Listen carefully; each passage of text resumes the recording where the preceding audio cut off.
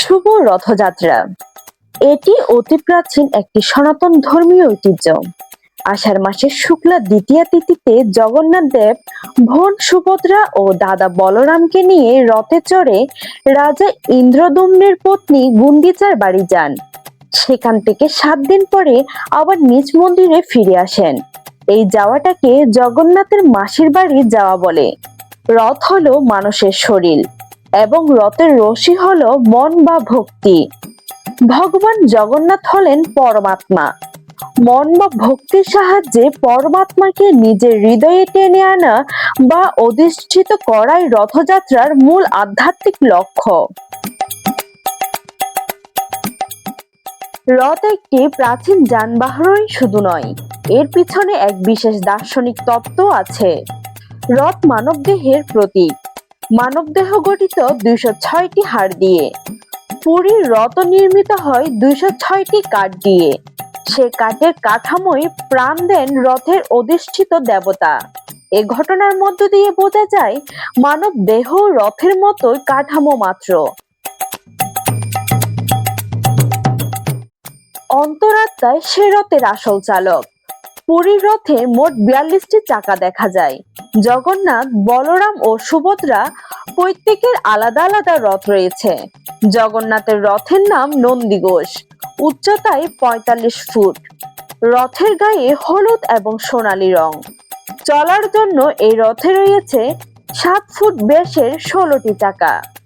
এই 16টি চাকার এক একটি 10 ইন্দ্রিয় এবং 6 রিপুর প্রতিনিধিত্ব করে। রথের সারথীর নাম দারুক। লাল ও সবুজ রঙের বলরামের রথ তালধ্বজ, উচ্চতায় জগন্নাথের তুলনায় 1 ফুট ছোট। রথের 6 ফুট ব্যাসের 14টি চাকা থাকে। এই 14টি চাকা ধরা থাকে 14টি ভুবনের কথা। রথের সারথীর নাম মাতলি। সুভদ্রার রথ দর্পদলন বা পদ্মধ্বজ, উচ্চতায় 43 ফুট। রথের রং লাল এবং কালো। চাকা 12টি, প্রত্যেকটির ব্যাস 5 ফুট। 12টি চাকা বোঝায় 12 মাসই ভজনের সময়। এই রথের সারথী স্বয়ং অর্জুন। বলরাম, জগন্নাথ ও সুভদ্রা যথাক্রমে সপ্ত, রজ ও তমগুণের প্রতীক। ধার্মিক সনাতনী হিন্দুরা বিশ্বাস করেন যে রথের রশির ছোঁয়া থেকে বড় পুণ্য আর কিছু হয় না। জগন্নাথ দেবের রথের রশি ধরে টানতে পারলে অশ্বমেধ যজ্ঞের ফল লাভ হয়।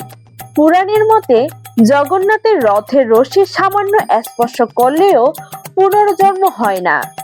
শ্রী চৈতন্য দেবের নীলাচল অর্থাৎ পুরী যাওয়ার পর চৈতন্য ভক্ত বৈষ্ণবরা বাংলায় পুরীর অনুকরণে রথযাত্রার প্রচলন করেন। যাত্রা শব্দের অর্থ গমন। তাই জগন্নাথের রথযাত্রা এবং উল্টো রথ হিন্দু বাঙালিদের কোনো কাজ বা ধর্মীয় অনুষ্ঠানের সূচনার পবিত্র দিন হিসেবে গণ্য করা হয়। বাঙালির অন্যতম শ্রেষ্ঠ উৎসব দুর্গাপূজার সূচনাও হয় এই রথ কিংবা উল্টো রথের দিন। তাই বাঙালির লোকবিশ্বাস অনুসারে বলা হয়ে থাকে, রথ টানলে দুর্গা আসে। Parna Chowdhury, news desk, Hindus news.